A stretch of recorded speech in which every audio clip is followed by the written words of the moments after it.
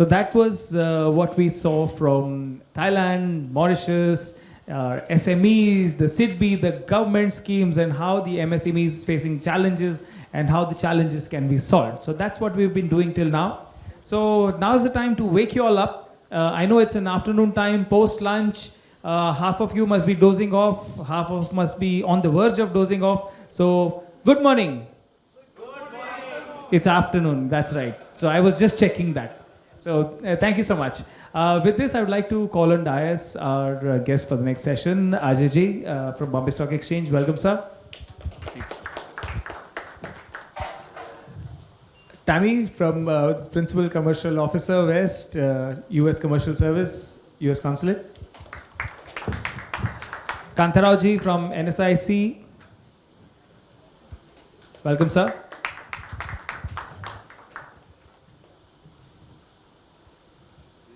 I hope I haven't missed anyone.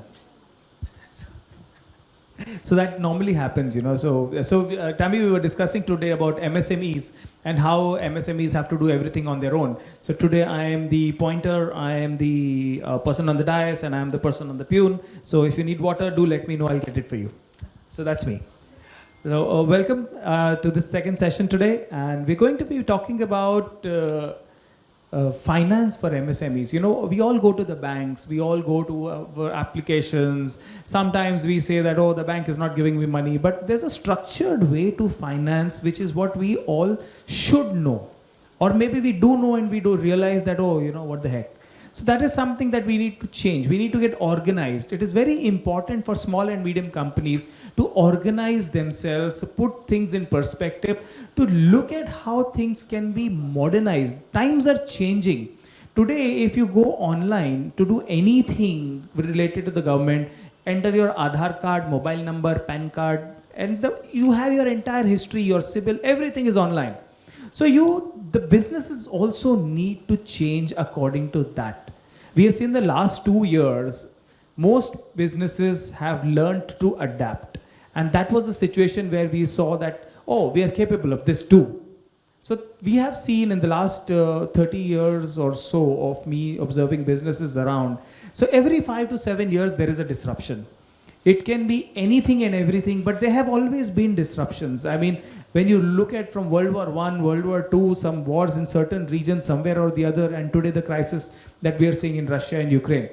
So it is a situation where you find that, you know, every 3 to 5, 7 years, you will have these disruptions, and MSMEs are the first to adapt. So this is what we need to learn. And what we need to do more is go more global. But going global is easier said than done. What exactly do you mean by going global? Well, imports and exports everybody knows of. But how many people know that there have been so many disruptions in the last 2 years? We've been receiving as Chamber of Commerce inquiries saying that, oh, we had a customer since 10 years, suddenly he's not responding. There are these businesses that are closed and no longer responding. Our complete businesses are disrupted. We've lost 80% of our business. That's one side of the story. Then there are certain type of businesses that come to us saying, oh, we made money of a lifetime. So these cases are also there. So you need to see what is different. So that is something we need to look, what things are being done differently, and that is where to learn. So when it comes to finance, the traditional way, going to a bank, applying for a loan, that's one side of the story. Second thing is, put your laces up, put your boots on, work on the ground, improve your paperwork, and go for a listing. Get publicly listed. That will put discipline into you. So we have something like talking about the dream listing.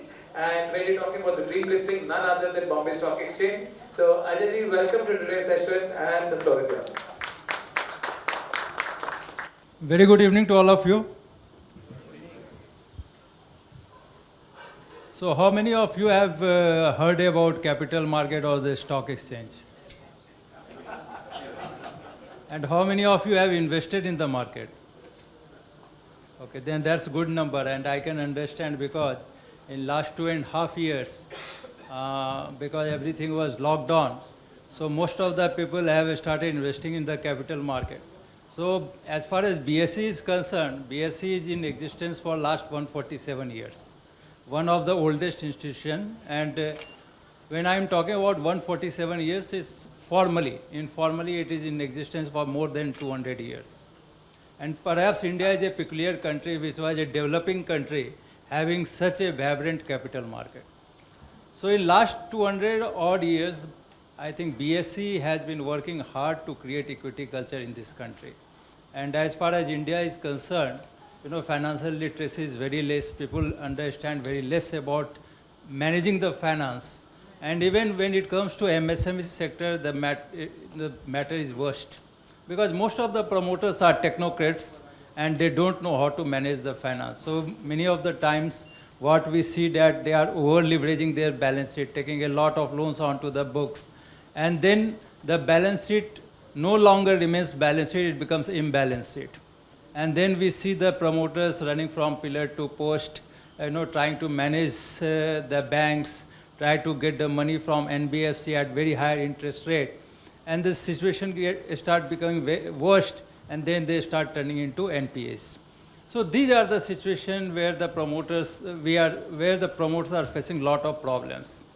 Not only that, I think the most difficult thing in your life is to get money. When you are very successful, you can very easily get money. But when you are unsuccessful or trying to grow, the one thing that is the most difficult thing is to get the funds.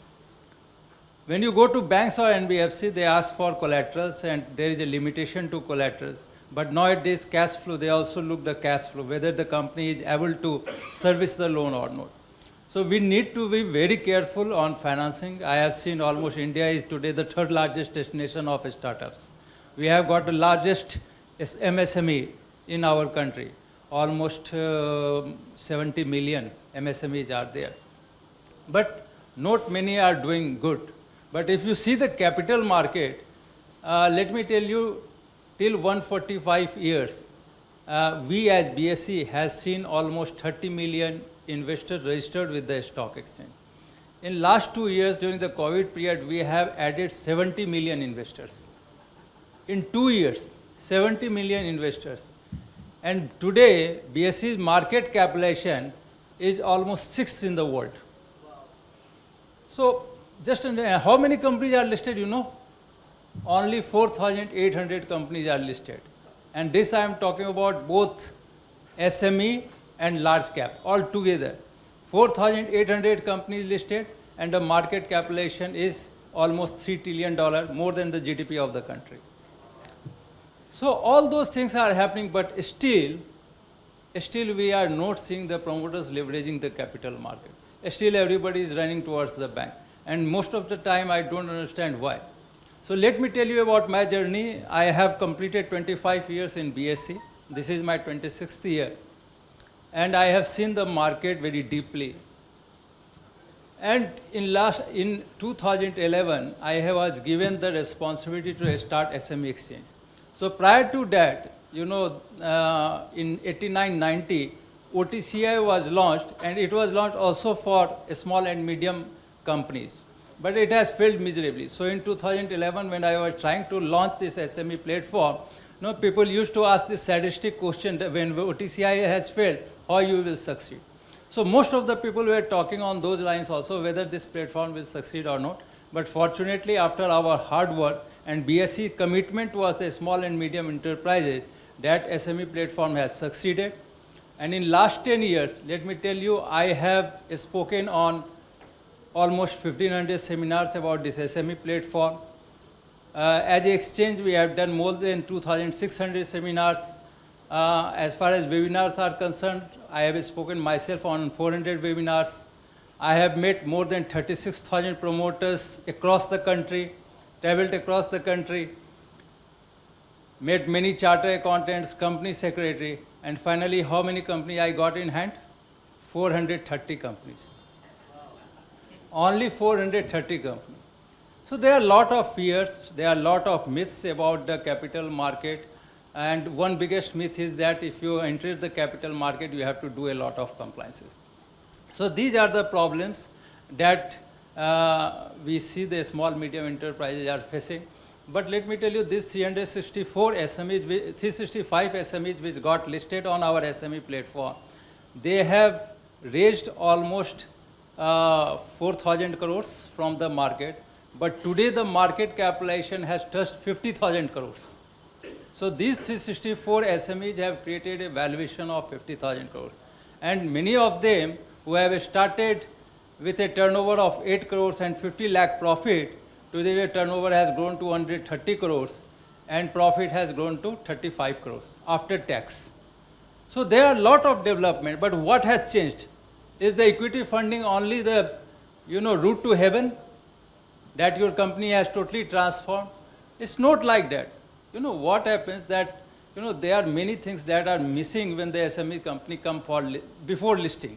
Okay, for example, most of the times what I found that promoters are on job 24/7. He's looking after everything. Many of the times I say that SME company is like a movie where promoter is director, producer, a script writer, musician, singer, everything he is on his own.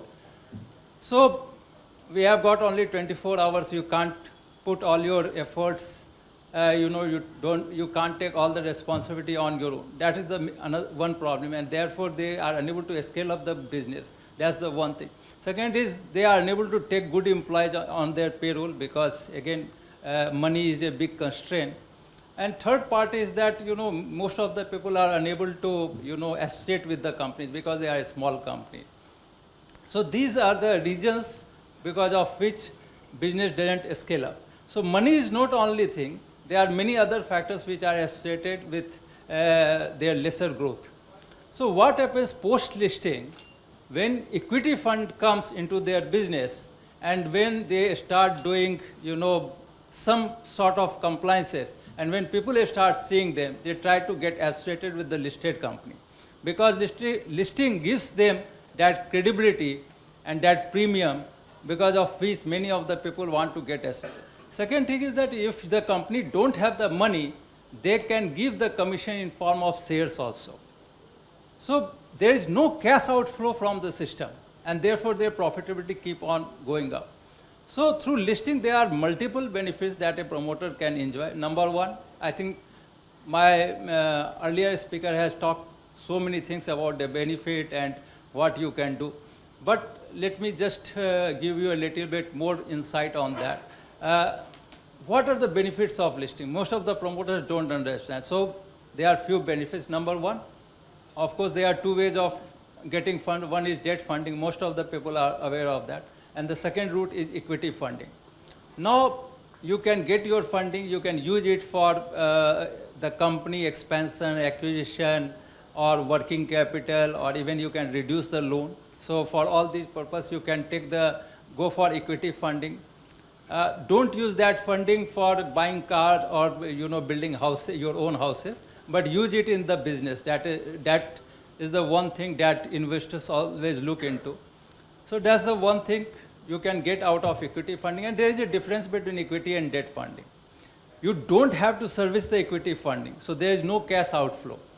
But in the case of debt funding, you have to keep on servicing the debt, so there is outflow. So what happens when the equity funding comes into the company, the cash outflow is less, and it really becomes a balance sheet. So no longer it's an imbalance sheet, it becomes a balance sheet. So proper ratio between equity and debt, cash outflow is less, so the profitability keeps on going up. When the profitability keeps on going up, the unlocking of the value of the company starts happening. When the profit was 1 crore, the valuation of the company was 10 crores. When the profit is 3 crores, the valuation goes to 50 crores. Because there is a premium to increase in the profit. So the valuation keeps on going up. So because the cash outflow is less, profit is going up, therefore the valuation starts moving up. As the valuation keep on moving up, the credibility of the company enhances. When the credibility goes up, and there is a perception that now the company has become more transparent. So as the value keeps on going up, more and more investors start participating in your company. And again, the valuation of the company starts unlocking. So that's what has happened in Reliance. When the Reliance got listed 40 years back, okay, the valuation was 11 crores. Today the valuation is 19 lakh crores. Same way we have seen in Adani, same we have seen in many companies. So all these companies transformed post-listing only. So this is the fourth benefit. Fifth, especially in the asset-light model company or the company which has started business or the small and medium company, the problem is that there is lot of attrition. And why? Because you are unable to pay more. So what you can do, you can compensate that, or you can reward the best of your employees by giving them ESOPs. Now ESOPs don't have any value if the company is not listed. It's just like a piece of paper. So your company is listed and you are giving the ESOPs that you can retain the employees. That's what Infosys, Wipro and all those IT companies have done. So that is the fifth benefit. Sixth benefit is, I always say that there are only 2% in the country who issue the currency. When your equities are traded, it becomes a currency. So once the RBI governor issue the currency, okay, and that currency is nothing but the equity of government of India. So if the economy is doing well, the rupee appreciates. If the economy is bad, rupee depreciates. In the same way, there is another person who issues the currency, and that is the promoters of the company. But the promoters of the company are more stronger than the governor of Reserve Bank of India, because they never write on the equity or in the share certificate that I promise to pay the bearer the amount of money that I am taking. So that's all. But you are knowing, as a promoter, you are knowing that you are holding such a strong currency in your hand, but still you don't want to go for listing. That's a big problem. And in last 1500 or last 10, 11 years, I have been talking the one and the same thing. And many of the times in Ramayana, the Ramayana was written by Valmiki. So Valmiki was a robber, and he used to kill the passerby. So when Narad told him that why you are doing, you should not do, then so many things happened. So finally he said that, what should I do? So Narad told him that you keep on saying Ram, Ram, Ram. So he said that, no, I have killed so many people that I can't say Ram. So what you can say? So you should say Mara, Mara, Mara. Well, that is right, I can say Mara, Mara. So saying Mara, Mara, Mara, it became Ram. So for 6 months, 7 months, 1 year or 2 years, I keep on saying the same thing to the same promoter. And after somebody starts saying Ram after 2 months, somebody starts saying Ram after 6 months, and somebody and after that they finally come, they get listed. Till listing, they tell me, sir, this is your company, you have to take care of us. And I tell them, okay, don't worry, I will take care of you. Once the company get listed, they stop calling me. Because finally they get moksha. And after getting moksha, everybody understands the color of money. Okay, and everybody understands the market. So once they get the money, they understand the things. Once the value starts unlocking, they say that, okay, this is my company, now I have crossed 100 crore market cap, I have crossed 200 market cap. They send the message to everyone on WhatsApp. They never say that it's because of Ajay Thakur that we get our company listed. But let me tell you, I am thankful to them, because as an institution, what is our job? Nation building, create employment, see that the entrepreneurs should become big. And that is our job that we are doing. And let me tell you, most of the companies have become too big, and they are very happy. I have not seen any company after listing coming to me saying that, sir, I am regretting why I got my company listed. And I want that in another 7 years, we have completed 10 years recently, but in another 10 years, our vision is to get 5,000 SMEs listed. And therefore, we keep on coming to these type of platforms where we keep on talking about the benefits and all those things. And let me tell you, we have kept the guidelines very simple for the small and medium enterprises. There are only 3 guidelines. Number 1, the firm, whether it's a proprietorship or partnership or private limited or LP or public limited company, in any form, if the company is in existence for a period of 3 years, in any one of the preceding year, if it has operating profit, and if it has a net tangible asset of 1.5 crore, it is eligible to get listed. Very simple guideline. Second, we have try to allay the concern of the SME promoters, because most of them think that post-listing they have to do a lot of compliances. So we have reduced the compliances to the minimal, and what we are saying that half yearly you have to give us an audited result and yearly you have to give audited results. So very minimal compliance. In fact, they have to do much more compliance in the case of GST filing than on the listing of. And let me tell you, listing is wealth creation, where money comes. But complying the regulatory things is one thing where the money. So my request to all of you, please come, get your company listed on the stock exchange. We will give you red carpet welcome till the time you are under the laws of the land, not beyond that. With these words, thanks a lot to all of you. Ajay ji, thank you so much. I think this is what we've all wanted to hear. This is where the money is, like I always say. So it is just like you need to give him a call, and I can tell you from personal experiences, once again, whenever you call him for anything, he never says no. I have never heard no from this person. And I assure you, I know 2 people sitting here who are going to come to you within the next 2-3 days. So that's, I think, your job increasing now. So thank you, Ajay ji. Thank you so much once again for highlighting what BSE SME is doing and what we should all achieve for SMEs. With this, moving on from one piece of, I must say, effort of an SME to the other. The second being most important is the government schemes. The government of India brings amazing number of schemes. I am sure not even 10% actually trickle down to the SME sector. So this is where we have the outreach program from our chamber also and from the government agencies, where we bring people to give you the knowledge about what is available, what you should do, whom you should go to, how you should approach. And there is so much available. There's support for marketing, there's support for manufacturing, there's support for procurement, there's support for technology, there's support for finance. And one such agency is the NSIC Limited. So with this, I welcome Shri Kantharao ji. Sir, welcome. Good afternoon, ladies and gentlemen.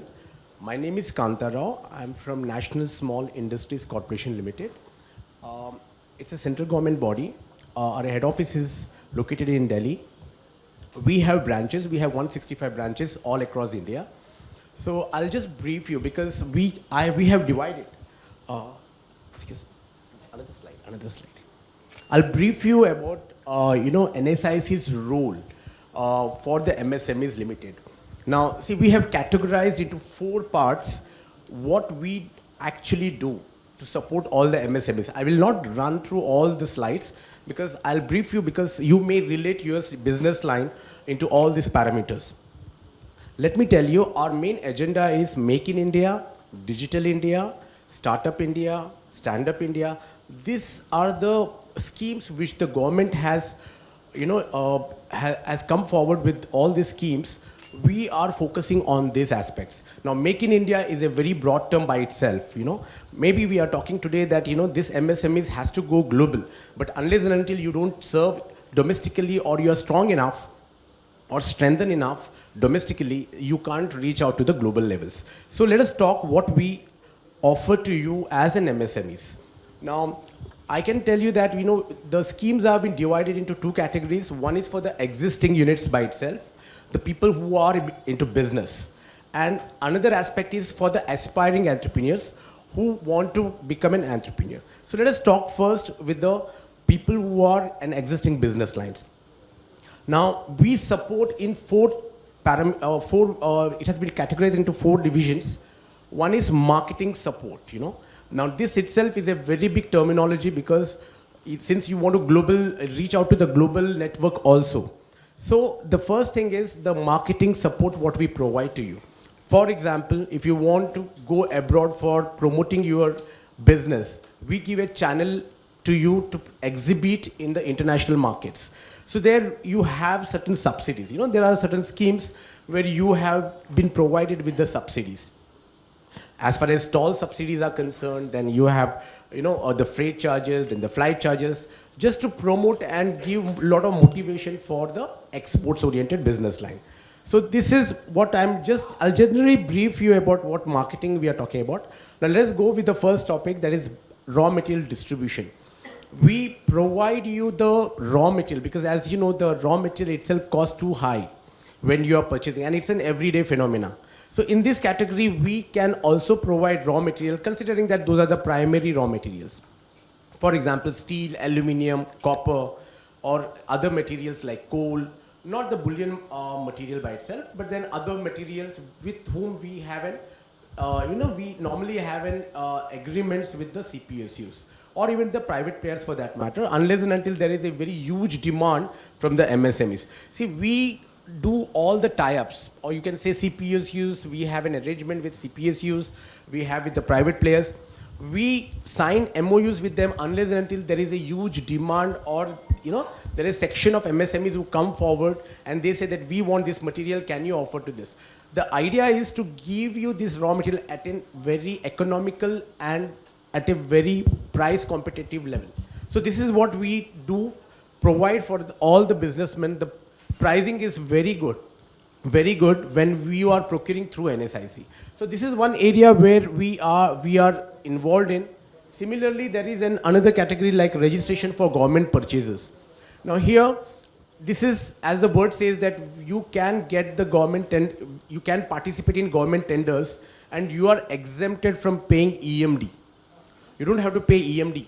Apart from that, you are also being given the provision of L1 plus 15% price preference. Now here, L1 should be non-MSC, for example, micro or small.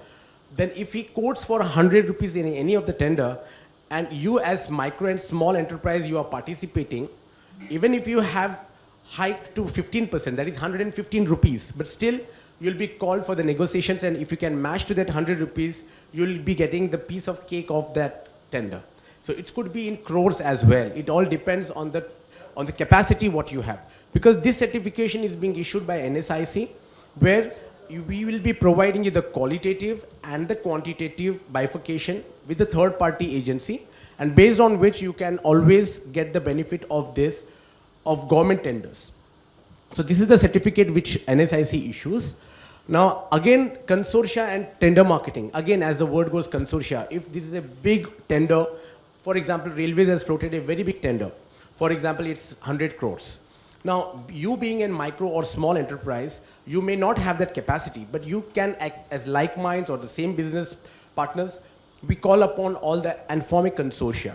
And you can bid for, we will bid, NSIC can bid on behalf of this consortia of people, of MSMEs, and we can bid, and we can, if the pricing is good enough, we can divide that later on among all the MSMEs based on their capacity. So this is also being done. Apart from that, even we can give this benefit even to the individual MSC. If one MSC comes and he say, I want to participate in this tender, I don't have the capacity, the turnover what they require normally to pitch in or to support that tender, to participate in tender, we provide our turnover and we can bid on behalf of that MSC as an individual level also. So we can do that also to promote more and more MSMEs to get benefited from the government tenders. Similarly, e-marketing, now here, e-marketing B2B portal. We have a B2B portal.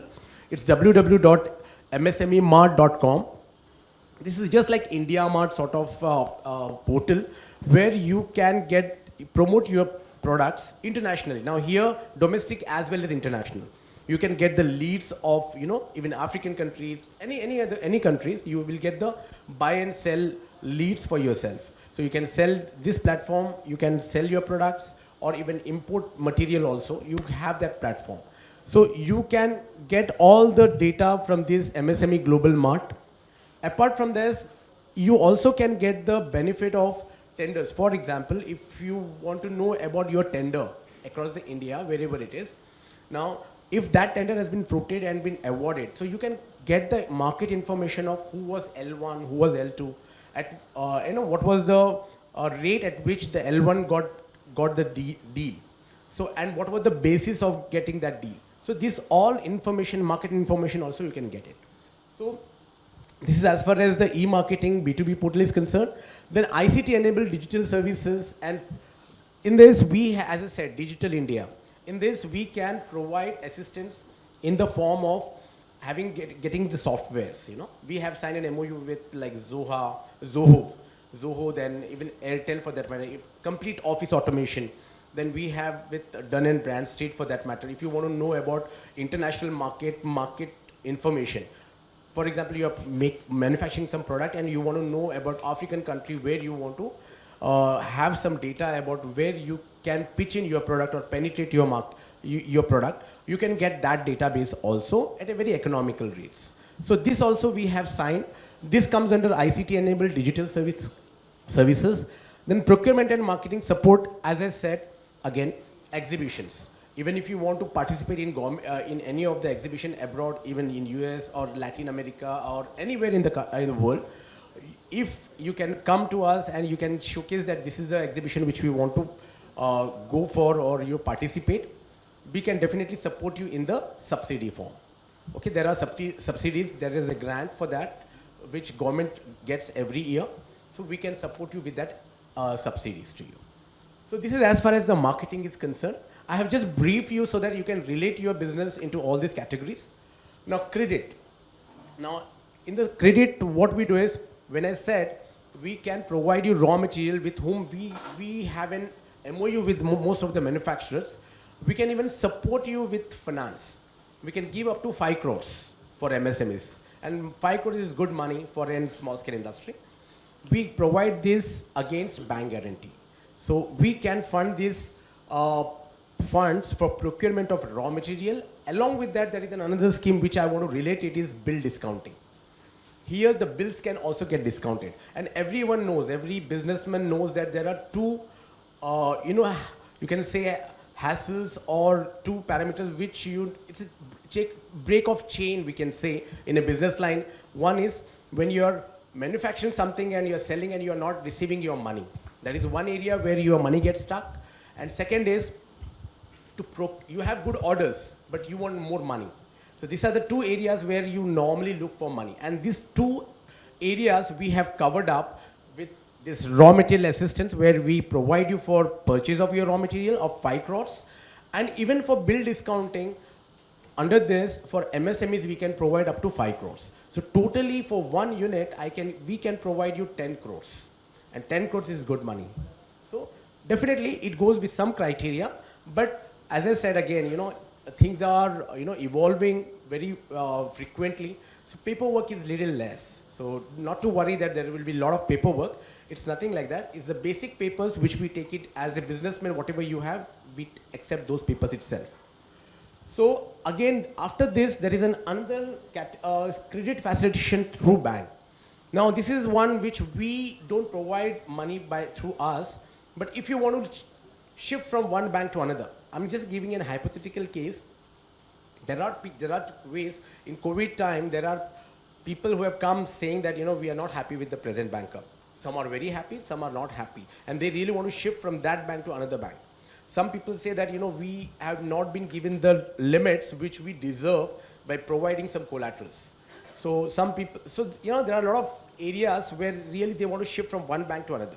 So we have an arrangement with the banks as well. We have signed an MOU with most of the nationalized banks as well as the private banks. Not with the cooperative banks, definitely, but most of the nationalized banks as well as the private banks. So we can shift you from present banker to any of the bankers with enhanced limits, considering that as you know, any banker has their own ways of evaluation. So if you fit into that, those two areas are, one is collateral based, and another is if your trajectory is in a growing path. So I think these two areas are very keen and very important as far as banks consider. So we can provide this assistance to you, and within a span of 15 to 20 days, I'm just telling you hypothetically, because what I have seen, they have evaluated, they have given even the sanction for that matter. In certain cases I'm talking about.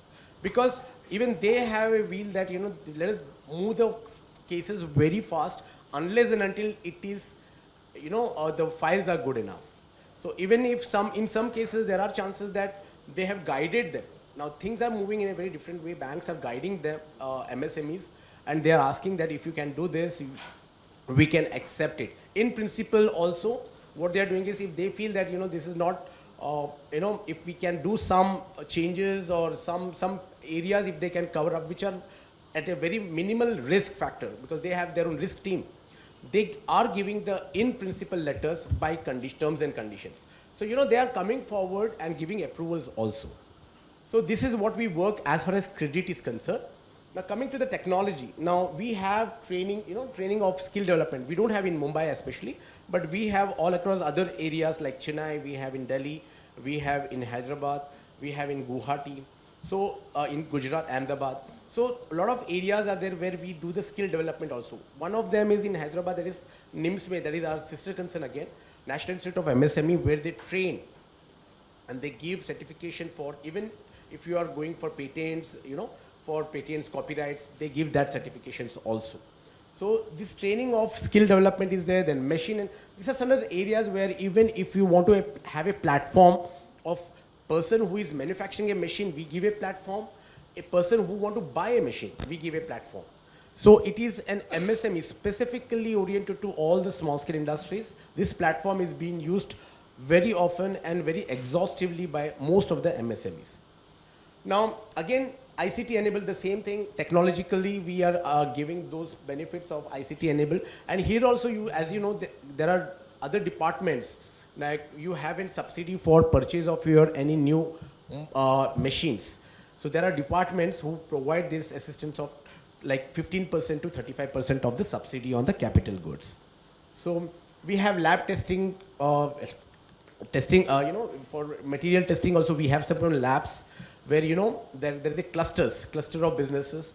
They go and they test, because some of the machines, some of the lab testing equipments are very expensive. So you have a common facility. So we have that facility also. Then comes the self-entrepreneurship development. That is, we called it as livelihood business incubation. Now, this is one area where we provide like Berozgar se Rozgar. This is a concept where we give the training, we have a setup of small businesses, considering that what is prevailing, what is the raw material, the main resources available in those areas, we put those businesses and we give the training to those people so that they can become a businessman. We provide all the assistance from, giving the information training on those on machines, and then giving the including the bankers also. We provide the banking facility for procurement of their machineries or raw material. So these benefits we provide for that livelihood business incubation. Now other marketing support is like rapid incubation for new business creation, which we have done this. This is a very frequent incubation centers. Like in African countries, we have developed these incubation centers by providing machineries to them, and they come, they get trained, and then go out, they get one machine and they start their own business. So the concept is to make everyone an entrepreneur, which we have done in in Delhi also. We are doing it very frequently. Here in Mumbai, we don't have that setup as of now, but we have plans for doing that.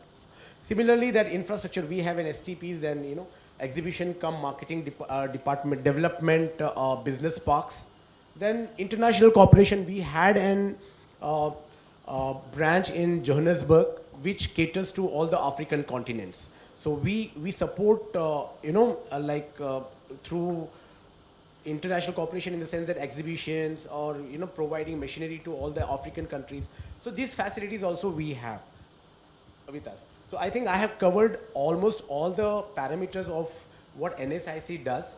So do you have any questions on this or something? Questions we'll take in the end. Yeah, fair. Thank you so much. Thank you. Kantharao, thank you so much. This was like a crash course in NSIC scheme. So I think nobody would have done a better job.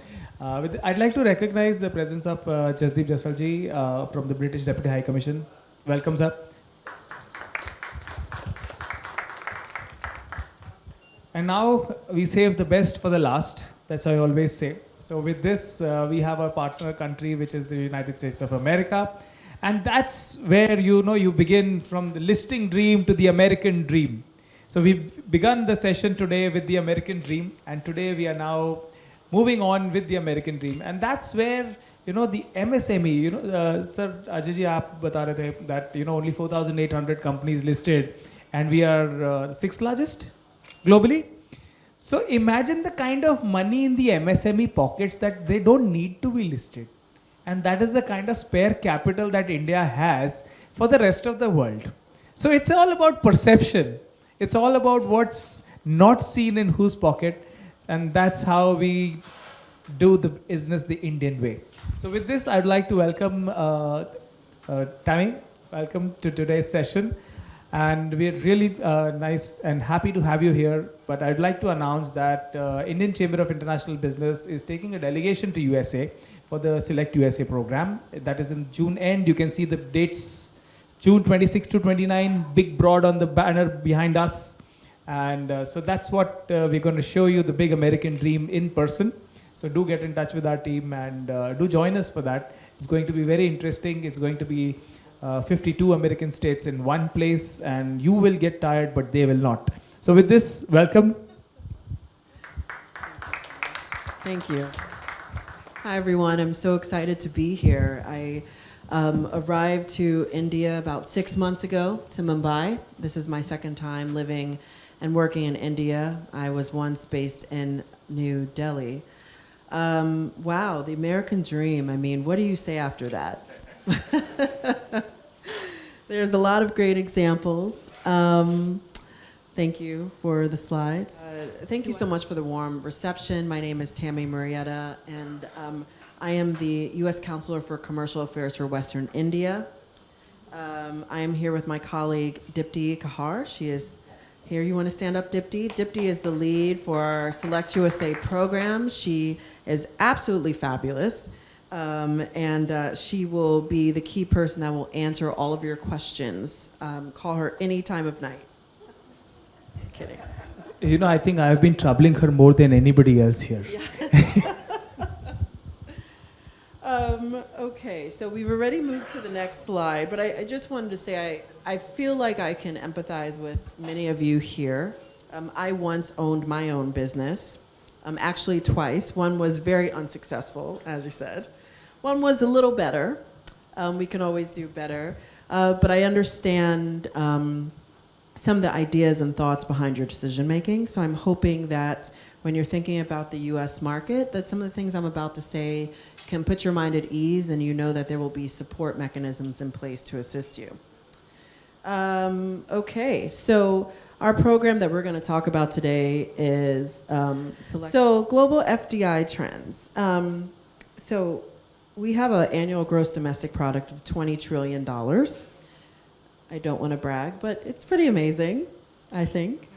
And we're actually the #1 foreign direct investment destination in the world.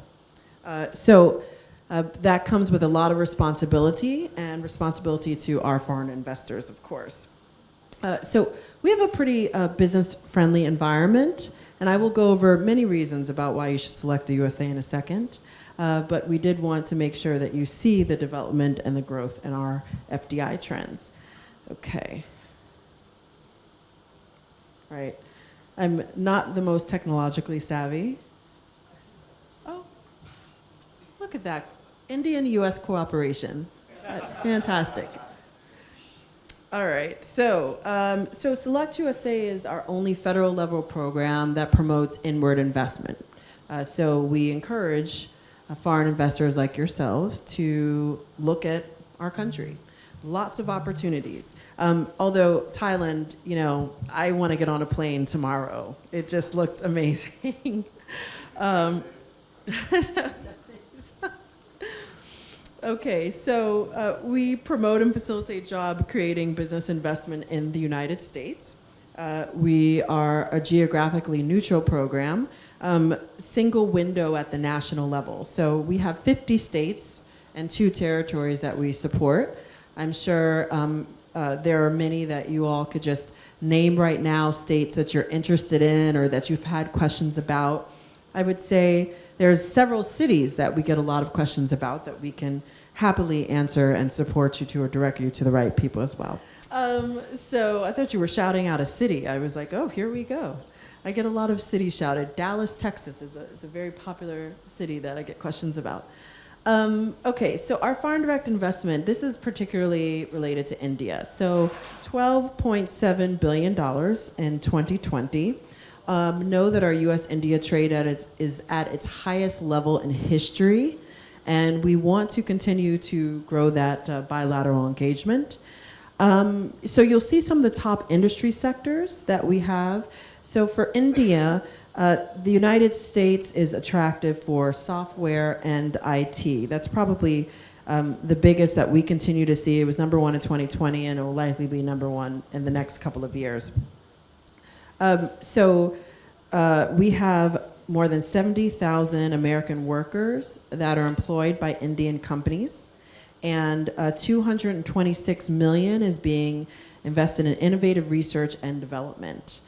Indian companies are spread across almost all of the US states and territories, with the highest number being in New Jersey, Texas, California, New York, Illinois, and Georgia. I bet some of you were thinking about some of those states. Next slide, please. Okay, so here we go. Why choose the United States? So we are the world's largest consumer market with 20 trillion GDP. 1/3 of global household consumption. We have a very innovative country, if I may say so myself, nexus of innovation as we've listed it here. We lead in international patent registration, and we offer robust IP protection, which is hugely essential for especially small, medium-sized enterprises. And we have an unparalleled climate for innovation and IP. Ease of doing business. So I will actually say that for a next slide, but, oh, thank you. I'll say that for a next slide, we can move forward. Okay, workforce talent. So we are the most productive workforce in the world, according to a couple of indexes, and we have a world-class university system. Abundant resources, of course. We have a vast geography, and stable, independent, and low-cost energy supply. So access to capital, as we were talking about earlier, you have 22 trillion in banking assets, and 1 trillion in annual private equity investments. Next slide. Thank you. So why choose the US? World Bank's Ease of Doing Business Index, which many of you are familiar with, in 2021, we were #1 in the world for foreign direct investment. This is actually our 9th year in a row. So we're very pleased about that. We are consistently put at the top, and we hope and aim that we will continue to do that. Again, our transparent, fair, and stable system, IP protection, and national treatment, and just overall ease of business climate. Next slide.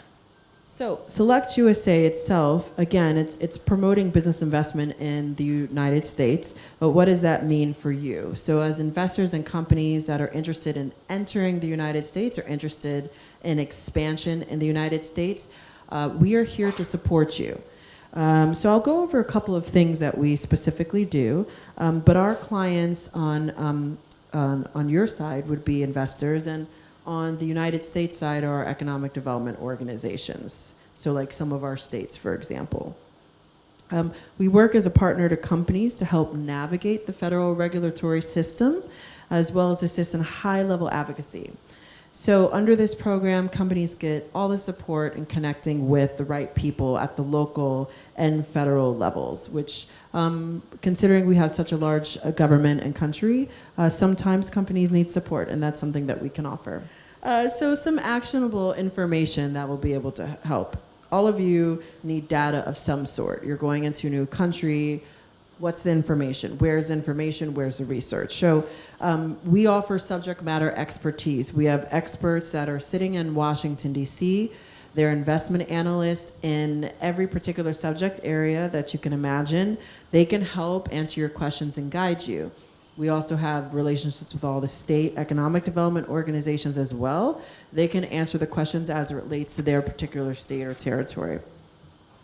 We're a platform for connections, so fee-based platforms for the EDOs to market their locations to target investors. So we offer a couple of things, including facilitated investment missions. So think of a trade mission, but the reverse. We facilitate investment missions, so you can get a sense of what it's like in your particular sector or your particular state of interest.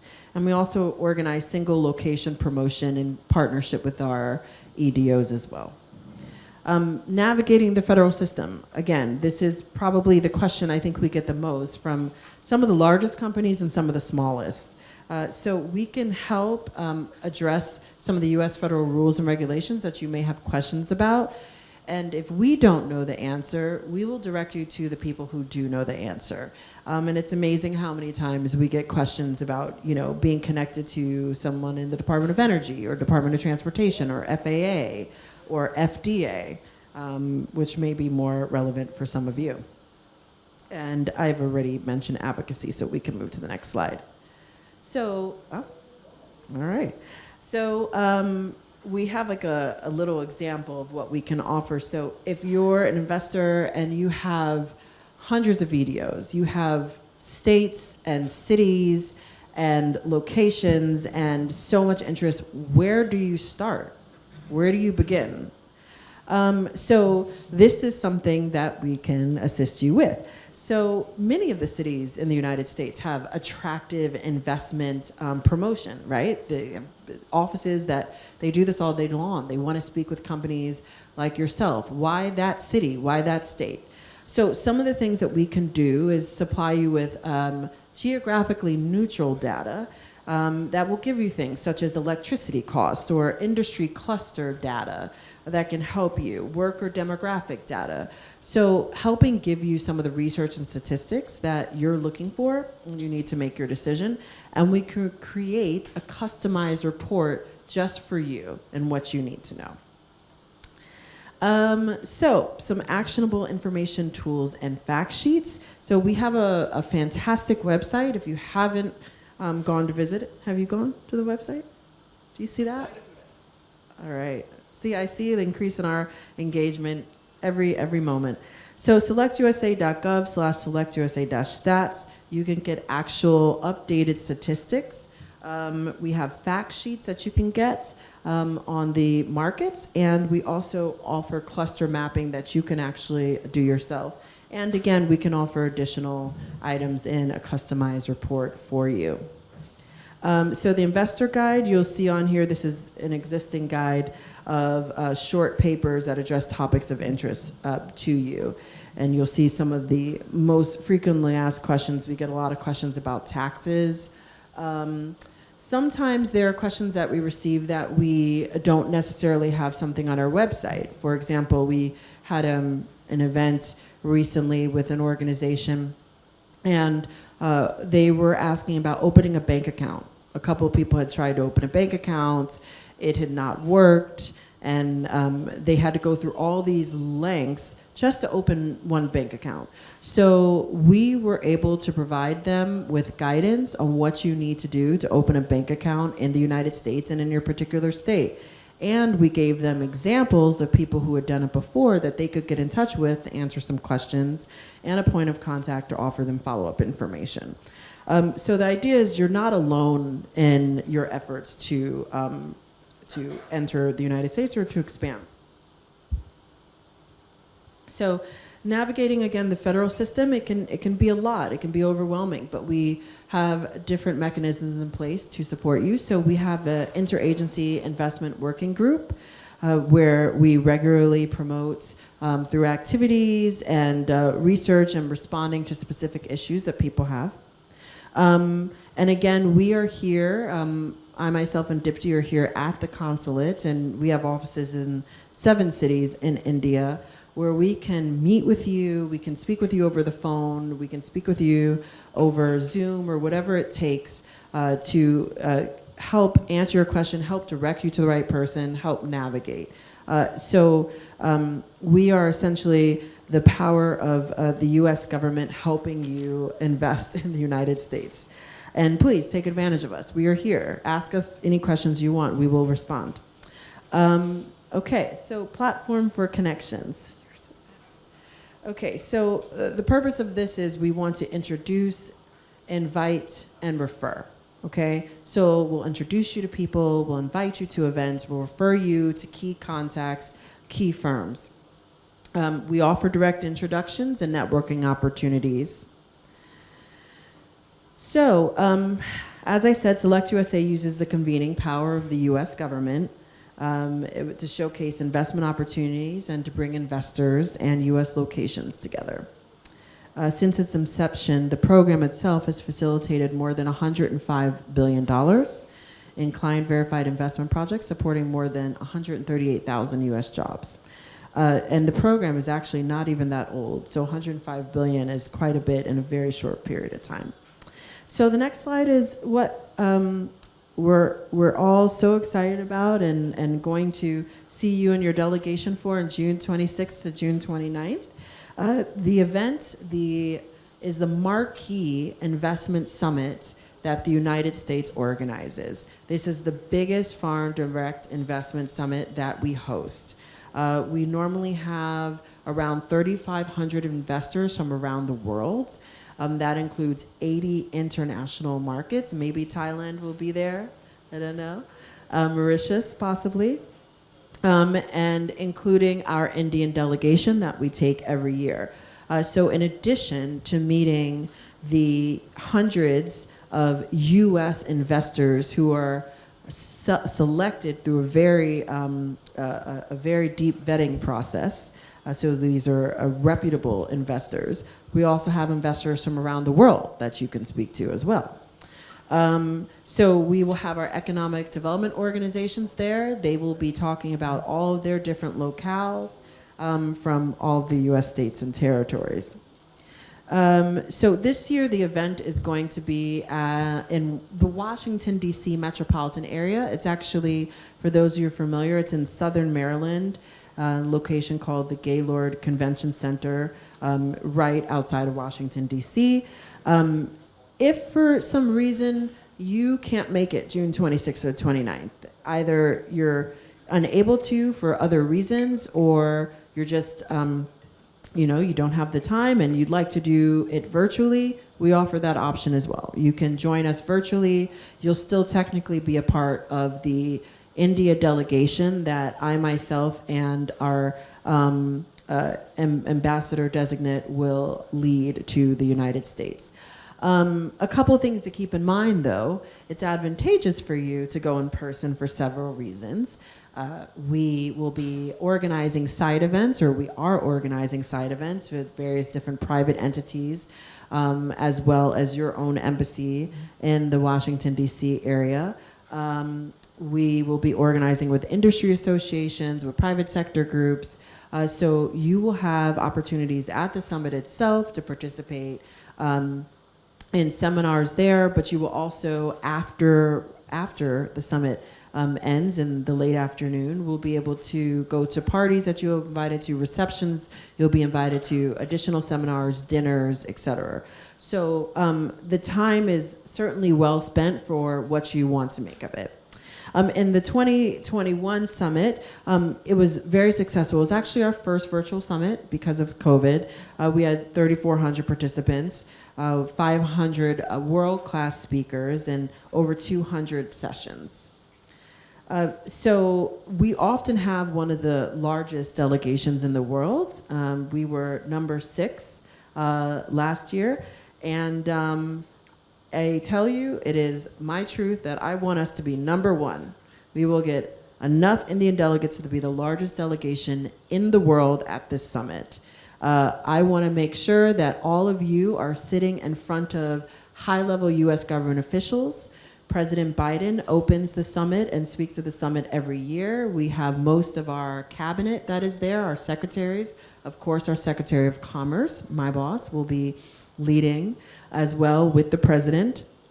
And we have governors from all of the states and many high-level principals in many of the agencies that you will potentially, if you're interested in, be able to meet with. And we can put those requests in on your behalf. If you have something that you want to speak with a principal about, we can help you schedule those meetings if we're able to secure them. It's a fantastic opportunity for you.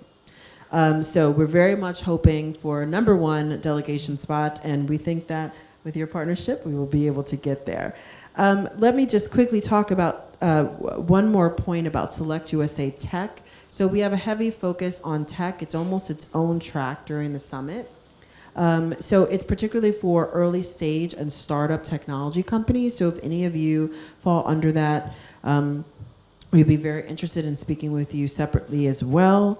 And then we have Select Global Women in Tech, which is an incredible opportunity. So for Select USA Tech and Select USA Women Global in Tech, for both of those, you can participate in pitch competitions. So you can pitch in front of these incredible investors, which is an amazing opportunity. And for the Women in Tech, you have another additional opportunity where you get to join the mentorship program, where hand-picked high-level tech investors and women in tech from some of the largest U.S. tech companies, which I can't name any name, but some of the largest U.S. tech companies. We may be using their equipment today. I don't know. I can't say, but possibly. Will be a part of the mentorship, and they will be matched with women from all over the world, and they will be their mentors. And I have heard deals come out of these mentorships as well. It's an incredible opportunity. Indian companies have invested over $360 million in the United States as a result of the connection of the Select USA Summit. We continue to help and assist companies every day, large and small. We are here for you. I am going to turn it over to a video that we have of our Consul General, David Rands, who would like to personally invite you. And over to you. We're going to take some time with that. Oh, it's going to take some time? Yeah, because it was just sent a little while back. So after you no finish, problem. So we'll do that. We can also. But we're going to play it for sure. Yeah, well, that is pretty much my presentation. So thank you so much. And if you're able to show the video, sure. Yeah. Thank you, Tambi. Thank you so much. I am the kind of a person who loves to put spokes in the wheels. So that being said, it's a lovely program. I think we all should not miss it. And like you said before, the American dream. So let's make a beginning. So you can approach our offices if you want to join the delegation. We'll be happy to put through with whatever assistance you need. It's a lovely website of Select USA. But like any other government websites, if you can find what you're looking for, very well. Otherwise, you have me to do that. So most welcome. And sorry about that. So with that, I would like to end this panel session today. And if we can have a photograph of the panel, Gaurav and Kevin, if you can join us, two lovely vice presidents for Western Zone. I'd like to call upon one of our members who's handling the climate desk.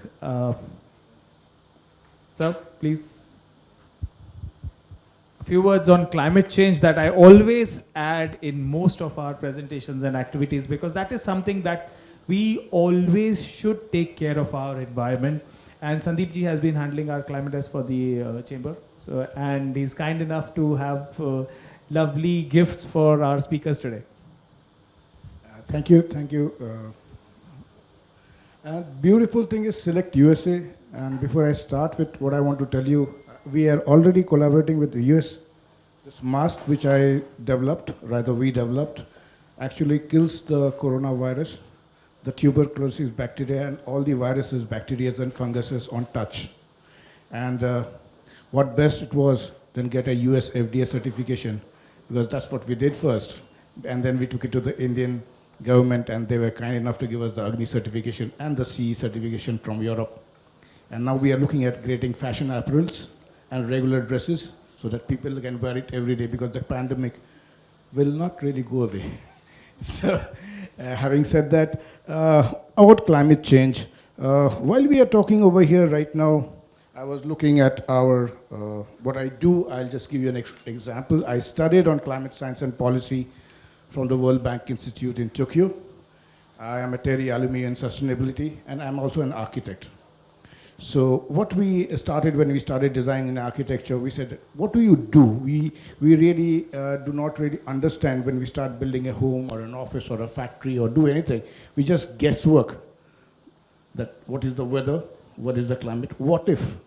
I can tell you what is going to happen 3 hours from now, 15 days from now, a year from now, 10 years from now, exactly on top of your roof. That is what is called climate risk impact analysis. And as we are talking right now, there is a warning of a severe weather storm in the US.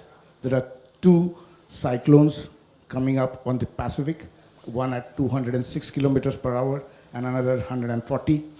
We are right now sitting over here and there is 11,000 hectares forest fire in India, which we are not aware of.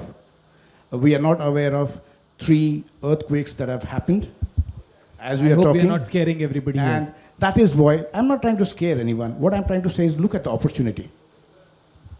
If you today are in a business of timber, what happens if your supply chain is disrupted? If you know that their supply chain is going to be disrupted, you will be able to take care of it. If you're in the field of agriculture, and if you know that there is going to be an inclement weather, and if you know that the inclement weather, where it is going to happen, when it is going to happen, you will be able to take care of it. So resilience in business comes when you have knowledge. And to bring in that knowledge, what you need to do is a climate impact risk analysis. I thank the Thailand minister, because in his presentation, the first thing which I saw was ESG. And he would understand. And I think every one of us may not be knowing about it, but we do, if we just keep a little bit of a thought, 97% of all businesses are derived from natural resources. Think for a second, 97%. It is either direct or indirect. So if you are not understanding nature, if you're not understanding climate, if you're not understanding the way it should mitigate and adapt to your business, your resilience, especially financial resilience, because I have some major financial people sitting here. And how do you price your climate risks on your finance? You give a loan of, let's say, 500 crores to a company which is setting up a fantastic 5-star hotel in Mumbai. It's a no-brainer. Sandeep ji, if I may interrupt, we are much overshot over time. Sir, can I just take 3 seconds? Yes. Yeah, thank you. So all I was wanting to say is that if you would just understand this, that if you are investing your money and you are putting your money somewhere, if you do a climate risk impact analysis, then you will be able to better insure your money. And that's what we do with our partners in Switzerland. We own satellites. We can bring that satellite down right up to your home and tell you at 100 square meter what can happen to you in 1-year timeline to 10-year timeline. Thank you so much. Thank you, Sandeep ji.